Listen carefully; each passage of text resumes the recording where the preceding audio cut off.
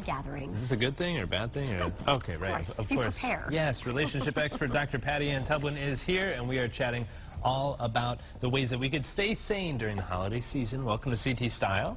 Good afternoon. It's great to be here. Yes. All right, so it's so important to remember your spouse and your marriage and all of this while you have your dysfunctional family over. Right. So you and I want say to that in the nicest way, of Right. course. Right. Everyone's You got want to it. have fun with the dysfunction. Of course. So the families get together and you think that it's going to be, you know, lollipops and rainbows and unicorns, and it's not. Not the case.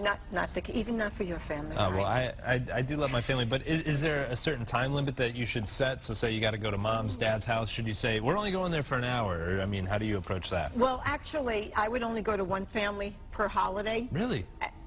Because Otherwise, you're driving everywhere. You have to take the kids in and out of the car. It's way too much. Yeah, but then And the you're other stressed. family's mad at you. What do you do? Well, they have to realize. then maybe they alternate the next year, right? Okay. And they do have to realize it's not all about them. Oh. So first, so what you need to do is you need to have realistic expectations for where you're going and how people will behave. So don't expect your family to be perfect and to look like a Norman Rockwell painting just because it's a holiday. They won't. They will be imperfect like everybody else's family. Every family's got the weird aunt and the wacko uncle. So let your spouses know about it. That's true. And probably some topics you shouldn't bring up. Politics. along those lines. Politics, religion. Look, always you should avoid the conversational landmines.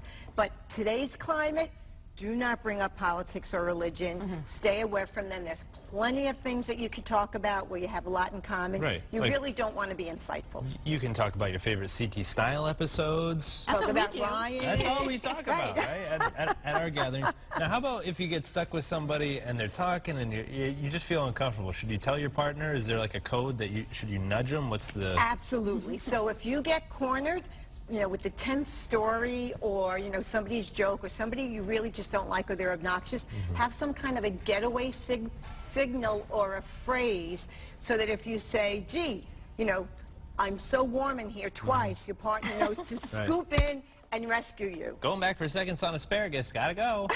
Exactly. That's it. That's the cue. But really just kind of be prepared. It's not all going to go smoothly, especially if you're hosting a lot of people. Well, if you're the host, then I have one word of advice. Chillax. Okay. You know what? If people complain and they don't like how it's going down, then next year they can have the holiday. There you go. So, such a simple solution, right? Easy as that. Maybe have a glass of wine, too. That always... Well, speaking of wine, be very careful. A lot of families, if people can tend to imbibe too much and overdrink, and if somebody becomes obnoxious, then you really want to avoid that person at all costs and have your spouse and anybody else in your family avoid them, because you don't want to be a part of any kind of chaos that's fabricated because somebody's drank too much. Sure. There you go. Just be responsible Good and words have of fun. advice. Absolutely. All right, we're ready Happy now. Thanksgiving. Thank you. Happy Thanksgiving. All right, we can always check you out online, Dr. Patty Ann. Right, drpattyann.com. Yeah, drpattyann.com. And all of her social media outlets. There you go. Thanks, Very good. Doctor. Thank you. You're welcome.